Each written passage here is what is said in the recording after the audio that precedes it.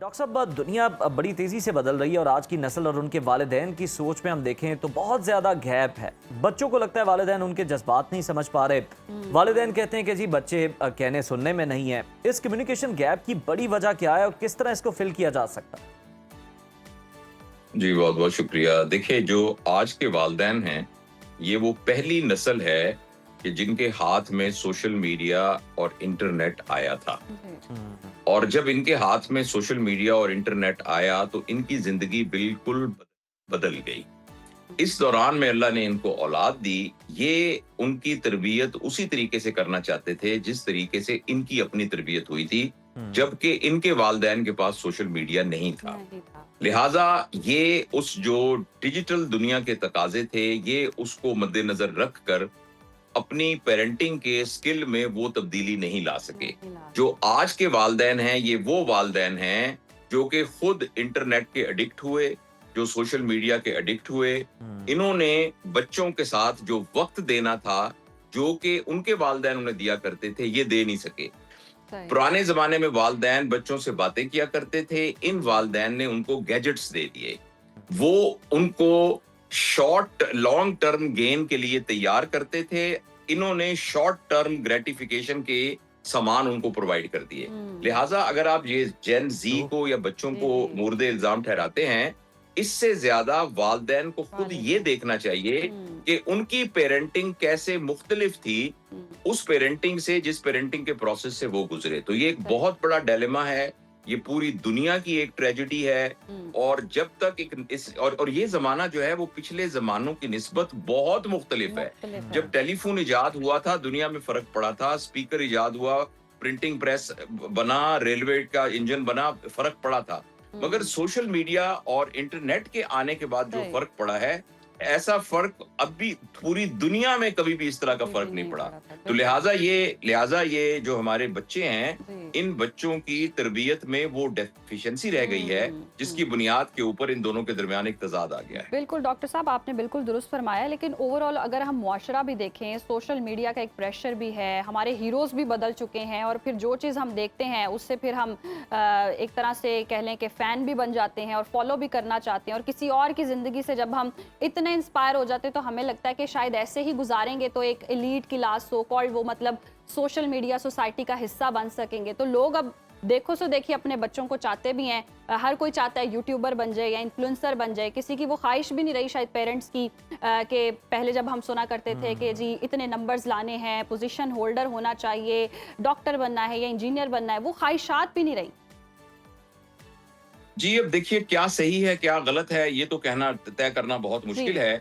लेकिन एक बात बहुत बुनियादी जरूरत है हमें समझने की कि पिछले कोई 40-50 साल में पूरी दुनिया का निजाम इस तरह का बन गया है और उसके पीछे एक कैपिटलिस्ट सोच जो है वो कार फरमा है कि आपके बाहर की चीजें जितनी ज्यादा होंगी ना, उतने आप ज्यादा कामयाब होंगे। लेकिन जो असल बात है वो ये है कि बाहर की चीजें भी हासिल करनी चाहिए। आपको एक अच्छी गाड़ी भी चाहिए, आपको अच्छा लिबास भी चाहिए, लेकिन साथ साथ जो अंदर का इंसान है उसका बनना भी बहुत जरूरी है। अगर आप अंदर से बने हुए नहीं होंगे, अंदर से आप तरबियत याफ्ता नहीं होंगे। अंदर से तरबियत याफ्ता का क्या मतलब ये है कि आप बाकिरदार हैं कि नहीं हैं। आपके अंदर वो सिफात हैं जो कि पैसे से नहीं खरीदी जा सकती। मसलन सच बोलना, ईमानदारी करना, खैर खाही करना, एम्पैथिक होना, दूसरों का ख्याल रखना, मुश्किल आ जाए तो उसमें क्या करना, इमोशनली इंटेलिजेंट होना, गुस्से को कैसे काबू पाना, ये वो तमाम स्किल्स हैं जो कि इंसान अगर इन स्किल्स के साथ कम वसाइल में भी होगा तो वो एक इत्मीनान वाली जिंदगी गुजारेगा। लेकिन प्रॉब्लम ये हुआ है कि हमें समहाउ इस चकाचौंध ने, अब देखिए जो एक फिल्म की एक्ट्रेस या फिल्म का एक्टर या एक स्पोर्ट्समैन आपको स्क्रीन पे नजर आ रहा है, आपको उसकी सिर्फ ग्लैमरस लाइफ नजर आ रही है। आपको ये नहीं नजर आ रहा कि घर के अंदर उसके हालात कैसे हैं, बीवी के साथ उसके ताल्लुकात कैसे हैं, कितनी दफा उसको तलाक हो चुकी है, उसके बच्चे क्या कर रहे हैं। आप सिर्फ उसकी ग्लैमरस जो एस्पेक्ट ऑफ लाइफ है ना, उसी को इमिटेट और कॉपी करने की कोशिश करते हैं। तो ऐसा मुमकिन नहीं। अब किया जाए, देखें इसका नौहा तो हम बयान कर सकते हैं। करना ये चाहिए कि दोबारा से वालिदैन को ये समझना चाहिए कि इंसानी ज़हन की तरबियत कभी भी आर्टिफिशियल तरीके से नहीं हो सकती। इंसानी ज़हन हमेशा ऑर्गेनिक वे में सीखता है اور وہ یہ ہوتا ہے کہ وہ لوگوں سے سیکھتا ہے, وہ فطرت کے ساتھ سیکھتا ہے, وہ تجربے کر کے سیکھتا ہے. بالکل بالکل جاوید صاحب, یہی نقطہ ہے کہ والدین کا ایکسپیرینس ہوتا ہے, تجربہ ہوتا ہے, اور آج کل کے تو والدین دیکھا جائے تو نسبتاً نصیحتیں بھی کم کرتے ہیں پہلے کی نسبت, لیکن بچے ان کو بھی اس نصیحت کو بھی اپنی آزادی میں, اپنی فریڈم میں مداخلت سمجھتے ہیں. بچوں کو روکنا ٹوکنا کہاں تک ہم کہہ سکتے ہیں کہ تربیت ہے, اور کہاں تک یہ واقعی ان کی آزادی چھیننے کا بھی باعث بن سکتا ہے؟ دیکھیے, آپ نے یہ کہا نا کہ والدین کے پاس تجربہ ہوتا ہے. انفارچونیٹلی یہ جو اب کے والدین ہیں نا, ان کے پاس تجربہ نہیں ہے. یہ والدین خود بھی آرگینکلی ایڈلٹ لائف کے اندر انہوں نے تربیت حاصل نہیں کی ہے. یہ خود بھی سوشل میڈیا, یعنی میرا مطلب ہے ینگ پیرنٹس سے ہے جن کے بچے 5, 7, 8 سال کی عمر کے ہیں, تو یہ خود بھی جو ہے نا ان پیرنٹنگ کے ان اصولوں سے واقف نہیں ہے. اس لیے ہم یہ کہیں کہ ان کے پاس تجربہ ہے تو یہ بات بھی اتنی درست نہیں ہے. ہاں, البتہ آپ کے سوال کا جواب یہ ہے کہ چاہے آج سے 50,000 سال پہلے کا بچہ ہو یا آج کا بچہ ہو, بیسک پرنسپل ایک ہی ہے کہ 7 سال سے کم عمر کے بچے کے اندر سختی کو برداشت کرنے کا اور اس کے اگینسٹ جو ہے ایک ریزسٹنس ڈیولپ کرنے کا کوئی میکینزم نہیں موجود ہوتا. 7 سال کی کم عمر کے بچوں کو آپ ہمیشہ رول ماڈلنگ کے ذریعے سکھاتے ہیں. 5 سال کے بچے کو اگر اس نے پانی کا گلاس توڑ دیا ہے اور آپ نے تھپڑ مار دیا ہے, تو وہ بچہ اس تھپڑ کو سمجھنے سے ہی قاصر ہے کہ مجھے کیوں مارا, کیونکہ اس کے نزدیک صحیح اور اس کے نزدیک گلاس توڑنا غلط بات نہیں ہے. تو اس لیے والدین, جہاں تک سختی کا تعلق ہے, 7 سال کی عمر سے پہلے تو سختی بالکل منع ہے, اور 7 سال کی عمر کے بعد پھر آپ سختی کے لیے جو لفظ یوز کرتے ہیں اسے ڈسپلن کہتے ہیں, اس کو سزا نہیں کہتے, اس کو کانسیکوینسز کہتے ہیں, کہ بچے کو نفع نقصان کا ذمہ دار ٹھہرانا, کہ اگر آپ فرض کریں رات کو 8 بجے نہیں سوئیں گے تو اگلے ہفتے کو ہم پکنک پہ سارے لوگ, پھر آپ لوگ ساتھ نہیں جائیں گے. کانسیکوینسز بچوں کو اور بیٹا ڈسپلن تب ہو سکتا ہے جب گھر میں ایک رول ماڈلنگ ہوگی. اگر ماں نے بھی 2 فون اٹھائے ہوئے ہیں, باپ کے ہاتھوں پہ بھی ہر وقت فون ہے, اور بچے کے بارے میں یہ شکایت ہے کہ یہ بچہ تو موبائل چھوڑتا ہی نہیں ہے. اچھا, ماں گھر میں کھانا نہیں بناتی اور وہ کہتی ہے دیکھیں جی یہ تو شام کو 10 بجے جو ہے وہ فون کر کے تو فوڈ پانڈا سے کھانے منگوا لیتا ہے. تو بیسیکلی بچوں کی تربیت جسے ہم کہتے ہیں نا, اس کا مطلب یہ نہیں ہے کہ وہ کیا پرنسپل ہیں جن سے اچھے بچے بن جائیں. پرنسپل یہ ہے کہ پہلے والدین اچھے بنے, والدین کو پیرنٹنگ سیکھنے کی ضرورت ہے, اور وہ جب پیرنٹنگ سیکھتے ہیں تو پھر بچے اس کے نتیجے میں خود بخود باکردار ہوتے ہیں. بالکل درست فرمایا. اچھا, ہم یہ بھی دیکھتے ہیں جب ہماری نسل پرانی پچھلی دیکھیں, اگر بچے تھے تو والدین کا کہیں نہ کہیں روب دبدبا تھا, اور سنتے بھی تھے, اور کوئی لحاظ بھی تھا, ادب و آداب بھی تھا. آج کل میں اگر ہم دیکھیں تو پیرنٹس کا ایک مائنڈ سیٹ ہے کہ جی بچوں کے ساتھ دوست بن جائیں. وہ دوست بنتے بنتے پھر وہ ایک مقام یا احترام کہیں نہ کہیں, آپ کو نہیں لگتا, متاثر ہو جاتا ہے. اس لیے بچے بھی اوپر سے آتے ہیں اور بچے کہتے ہیں آپ کون ہوتے ہیں مجھے سکھانے والے. اس طرح کے بھی جملے ہمیں دیکھنے کو ملتے ہیں اور سننے کو ملتے ہیں. دیکھیے, دوست کے ساتھ کبھی بھی آدمی اس طریقے سے گفتگو نہیں کرتا. آپ خود دیکھیے, آپ کی جو بہت گہری دوست ہوں گی کوئی, کبھی آپ نے ان کو کہا ہے کہ آپ کون ہوتی ہیں مجھے سکھانے والی؟ آپ کبھی بھی نہیں کہتے.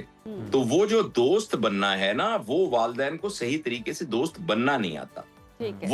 وہ سختی کر رہے ہوتے ہیں. دیکھیں, 7 سال کی عمر, میں بار بار اس لفظ کو بتا رہا ہوں, 7 سال کی عمر میں جب والدین بچوں کے اوپر سختی کرتے ہیں, اس کے نتیجے میں بچے اور والدین کے درمیان دوری کریٹ ہو جاتی ہے. جب وہ دوری کریٹ ہو جاتی ہے تو اس دوری کے ویکیوم میں کوئی نہ کوئی اور آ جاتا ہے. ایک زمانے میں کوئی گلی محلے کا کوئی بڑا بدماش لڑکا, کوئی اور دوست, کوئی اور آ جاتا تھا جو سگریٹ پینا بھی سکھاتا تھا وغیرہ. آج اس کی جگہ پر سوشل میڈیا آ جاتا ہے. ایک نئے ابو بن جاتے ہیں جن کا نام ہے موبائل فون, تو نئی امی بن جاتی ہیں, وہ زندگی میں آ جاتے ہیں. اب بچہ جو ہے وہ اس کے لیے والدین قابل احترام نہیں رہتے.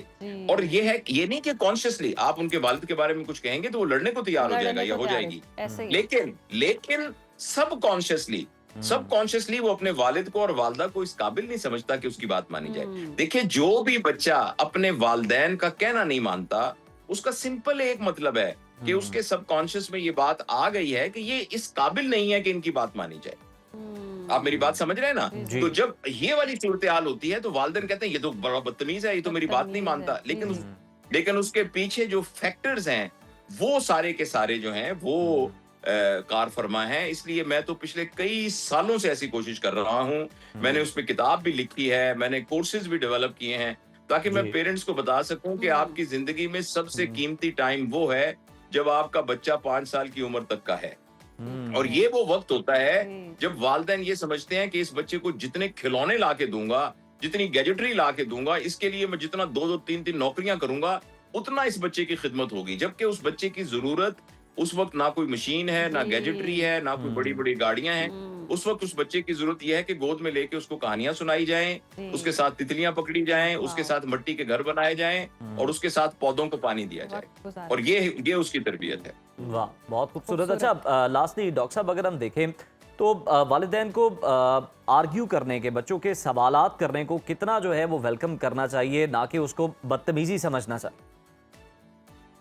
بچوں کے ہر سوال کا جواب دیا جائے, یا ان کو یہ کہا جائے کہ بیٹا اس کے کا جواب میرے پاس ہے نہیں, تو انشاءاللہ میں بھی تلاش کرتا ہوں, تم بھی تلاش کرو, تو پھر ہم آپ کو بتاتے ہیں. ان کے کسی سوال کو بھی رد نہیں کرنا چاہیے, کسی بھی سوال کو رد نہیں کرنا چاہیے. میں اپنی ورک شاپس کے اندر لوگوں کو بتاتا ہوں کہ آپ گھر میں ایک وائٹ بورڈ بنا لیں, اور اگر بچے نے کوئی بہت آڈ سا سوال پوچھا ہے اور آپ کو اس کا جواب نہیں آتا تو اس وائٹ بورڈ پہ لکھ لیں, اور بچے کو کہیں کہ آپ بھی تلاش کرو, میں بھی تلاش کرتا ہوں, امی بھی تلاش کرتی ہیں. جس کو پہلے دادا ابو سے بھی پوچھتے ہیں, جس کو پہلے پتا چلے وہ ہمیں بتا دے. تو آپ کے گھر میں ایک علمی ماحول بن جائے گا, اور علمی گفتگو ہونی شروع ہو جائے گی. بہت ہی خوبصورت. یہ نہ ہو کہ آپ کو جواب نہیں آتا تو آپ بچے کو چپ کروا دیں, ڈانٹ کروا دیں. اچھا لاسٹلی بتائیے, نہیں آپ کہیں بیٹا مجھے جواب نہیں آتا. دیکھیں یہ بچہ یہ بھی تو سیکھے گا نا, بچے کو یہ بھی تو سیکھنا ہے نا کہ اگر مجھے جواب نہ آتا ہو تو مجھے آنےسٹلی کہنا ہے کہ مجھے جواب نہیں آتا. تو آپ بچے کو یہ کہیے کہ بیٹا آپ نے بڑا اچھا سوال پوچھا ہے, لیکن میں معافی چاہتا ہوں مجھے اس کا جواب آتا نہیں, لیکن میں آج انشاءاللہ پتہ کرتا ہوں. اور پھر یہ لرننگ سکلز بھی ڈیولپ ہوں گے کہ اگر سوالات کے جواب نہیں آتے تو ریسرچ بھی کرنی ہوتی ہے. اچھا لاسٹلی بتائیے گا, خوشگوار اور متوازن گھرانہ کیسے تشکیل دیا جا سکتا ہے؟ خوشگوار اور متوازن گھرانہ وہ ہوتا ہے کہ جس گھرانے میں سب لوگ مسکرا رہے ہوں. یہ وہ گھرانہ ہوتا ہے جس میں اس گھر کے اندر ایک ڈسپلن ہو, اس گھر کے اندر لوگ ایک دوسرے کی بات سننے کا حوصلہ رکھتے ہوں, اور اس گھر کی ہیلدی ہیبٹس ہوں. تو جس گھر میں ہیلدی, دیکھیں نا, اگر سب لوگ ٹائم پہ سوئیں گے, ٹائم پہ اٹھیں گے, صبح گھر میں ایکسرسائز ہوگی, کم از کم ایک کھانے میں سارے لوگ اکٹھے ہوں گے, سب ایک دوسرے کے ساتھ باتیں کریں گے, گھر میں اسکرین کا استعمال کم سے کم ہوگا, تو یہ خوشحال گھرانہ ہوگا. بہت ہی خوبصورت نقشہ آپ نے کھینچا ہے, اور آئی ہوپ کہ ہماری یہ گفتگو سن کر اس طرح کا ہو بھی, گھرانے ایسے بنے بھی. بہت شکریہ آپ کے وقت کا.